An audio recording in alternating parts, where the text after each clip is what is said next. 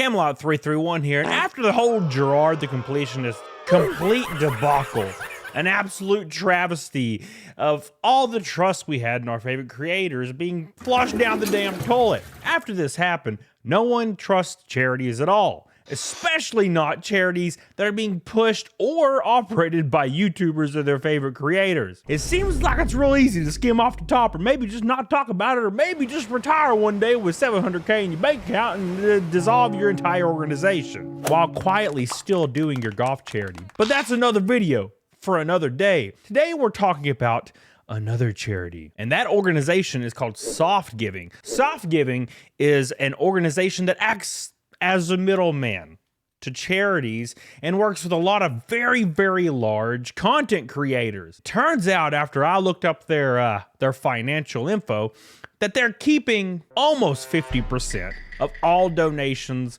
and putting it in their damn pocket. And that's very alarming, although not very shocking, because a lot of charities do that. The acceptable amount usually is around 10% though, not half. We're gonna talk about that, the creators involved in it, and the entire story behind this organization, Softgiving, all the way up to the person in charge of it, and what inspired them to start doing this. And I'm gonna tell you one thing, it was money. Before we get into this, please like this video, comment down below, subscribe if you have not. That's very important. I'm shadowbanned as heck. I'm just trying to have a good time and keep you informed. So let's get into this nonsense really quick. 5 of Twitch's most watched men sit in front of a white table in a room in Austin, Texas over the next 8.5 hours. Asmongold, Miss Kiff, Esfand, NMP, and Rich Campbell will unbox some of the rarest Pokemon cards in the world, worth thousands of dollars. The hundreds of thousands of viewers watching will get a chance to win these cards. Of course, if they donate to the charity, that is. And then Asmongold makes the statement, all of the cards from these boxes are going to you guys, and the money for the giveaways is going towards Games for Love, which implies all the money. And obviously, as you heard in the beginning, it's barely half. All of the cards from these boxes are going to you guys, and the money for the giveaways is going towards Games for Love. Which just really scratches the surface. That could be totally implied as okay, or perceived that way. Hell, I'm not even entirely convinced. I also want to give the disclaimer that none of these creators are involved in this at all. They're pretty much just employed for this one-time thing to raise money. And what better way than to bring giant creators on, pay them a substantial amount to get you some insane revenue. It's fine, don't worry about it. By the end of the 8.5 hours, the 5 men raised more than $600,000 for Games for Love, a Washington state-based charity focused on video game distraction therapy for terminally ill children. Before 2020, the charity had never raised more than $50,000 according to tax returns. But then, when those 5 members of OTK led more than 37 influencers who ran campaigns for it throughout the next 2 years, it raised nearly $2 million. Yet, according to public records, almost half of that money never went to charity. I can pull up the tax documents right now and show you exactly what's going on with their money. Softgiving in 2020 retained $286,000. In 2021, they retained $2.3 million to pay their executive expenses and whatnot, and donated 2.7, which is almost half. People, when they're donating to charity, assume all of it's going to charity.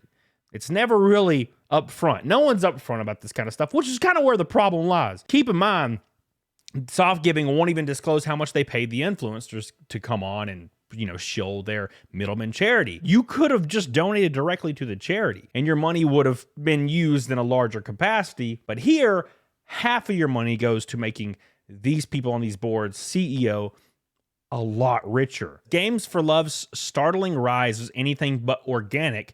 Behind the scenes, an Atlanta-based marketing company called Softgiving played the middleman between the charity and a who's who of Twitch and YouTube.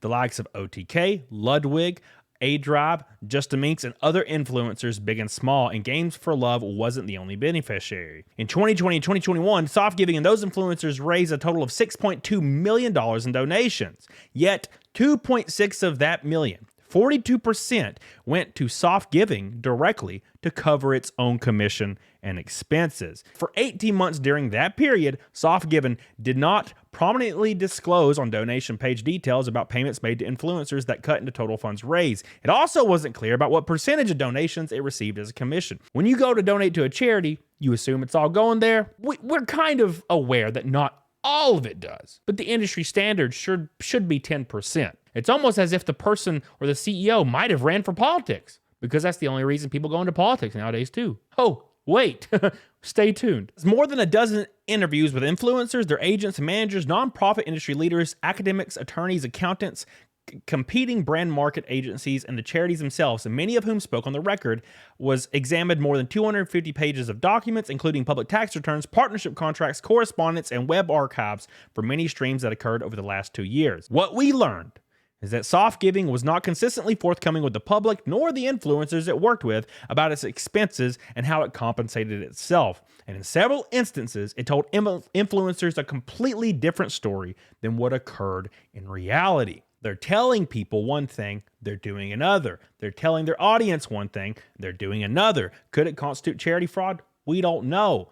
They've probably already been looked into, as you're going to see here shortly. Soft giving, which rebranded itself, shocking, declined to provide executives for interviews and canceled multiple planned meetings during the reporting of this story. Instead, they filed a lawsuit against the author of this story. Sounds a lot like Jirard the completionist, who was threatening lawsuits against Mudahar and Carl Jobs for covering a story shocking about them. So let's go ahead and meet the CEO, Matt Faltzgraf. Faltzgraf credited his charitable aspirations to his childhood, during which he says he spent time at the local Boys and Girls Club. After graduating from the University of Iowa in 2008, guess what? Faltzgraf ran for state office and lost. You'll notice that either A, you go into politics so you can take money from lobbyists, become violently rich, or there's a new way. Is it starting charities, paying influencers, and keeping nearly half of donations instead of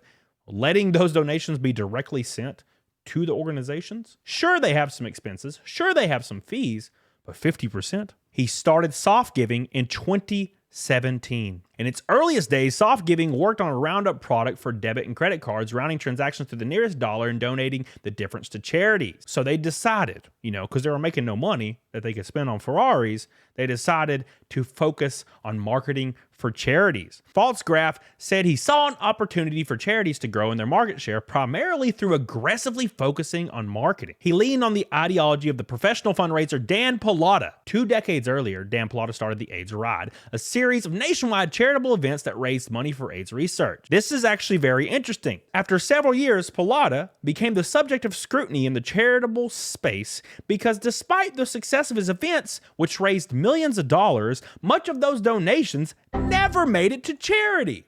By the end of the event series, the final AIDS Ride in Washington, D.C. saw just 14% of donations going to charitable causes. That's insane. In the summer of 2020, Faltzgraf shared a link to Pallotta's 2013 TED Talk, which clapped back at onlookers' critiques of Pallotta's method. If you shame anybody for keeping an ass ton of the money that's supposed to go to charities, you just don't really understand. It says, without charities, there would be no food banks, animal shelters, free healthcare clinics, or countless other needs provided for millions of people. So why as a society do we have a counterproductive moral code that puts them at a disadvantage? Probably because you're keeping half of it and using it towards your yachts. But you do have to prove to the government that it helps your mission to buy your yacht. How can you do that? You can have a charitable event on your yacht. Soft Giving was already a powerhouse in the online fundraising. Its business focused on 2 products. First, Hero, which allowed influencers to easily set up donations page and being run a campaign at no cost to the charity other than industry standard fees. The second product was Events. On that side of Soft Giving's business, the company signed some charities to exclusive contracts where the company seemingly took over their marketing. Interesting. Zach Weigel, the CEO of Gamers Outreach, said, in the scenario where a third party manages the funds without the charity oversight, there's far more likelihood of misuse and profiteering. Soft Giving did didn't just take a cut of funds raised, though. In some cases, charities that signed up to work for soft giving on events would agree to cover influencer fees, including some above tens of thousands of dollars. If the charity couldn't afford to cover the cost, soft giving would step in by paying the influencers and then reimbursing itself from the donation pool, according to public records. When a contributor made a donation, the money would not go to charity. Instead, it went to a Massachusetts-based tech company, Givinga, and its foundation, the Givinga Foundation. On its end, the Givinga Foundation set up a donor-advised fund in the donor's name and immediately issued a tax-deductible receipt. From there, the Givinga Foundation split the funds, paying soft giving for expenses and any earned commission, and later issued a grant from its foundation to the intended charity. Tiltify and Donor Drive, both of which Twitch recommends to streamers, the process of the donation funds passing through another charity before making their way to their intended destination is unusual. Don't do a middleman. Just go directly through the donation itself with Tiltify or Donor Drive. Go straight there. Many streamers don't provide their services for free, and for donors contributing to charity campaigns, distinguishing between which streamers got paid and who didn't at all wasn't easy. Pay-for-play charitable fundraising is by no means new, but commission-based structures are often frowned upon in the charitable sector. It is not appropriate for a nonprofit to compensate a fundraising professional based on percentage of money raised, which is exactly what soft giving is doing. For about 18 months, from the beginning of 2020 to mid-2021, some streamers who worked with soft giving, many of whom were paid to do so, did not disclose at all if they were being compensated, which is very important. Donation pages built by the Atlanta-based marketing agency did not contain prominently displayed disclosures outlining the soft giving paid influencers, or that in some cases, it took commission at all. Over those 2 years, soft giving created a campaign raising more than $6.2 million. Soft giving compensated itself roughly $2.6 million of those donations. The company has completely declined to comment on it. Matt Faltzgraf got inspired by another person that was under scrutiny and investigation for not paying but 14% of charitable donations to the actual organization and keeping the other 86%. Definitely something going on here. It's starting to look like a lot of these YouTubers that are paid to push certain middleman charity organizations are doing so unknowingly, of course, and benefiting people just becoming multi-millionaires. You failed at being a politician. Now Matt Faltzgraf is just vampiring actual viewers that are trying to put their money in a good place. Doesn't seem right to me, especially after Jirard the completionist just completely botching everything, which I don't expect to see him again. What do you think? There is no accusation towards any streamer that's done this. They probably didn't know.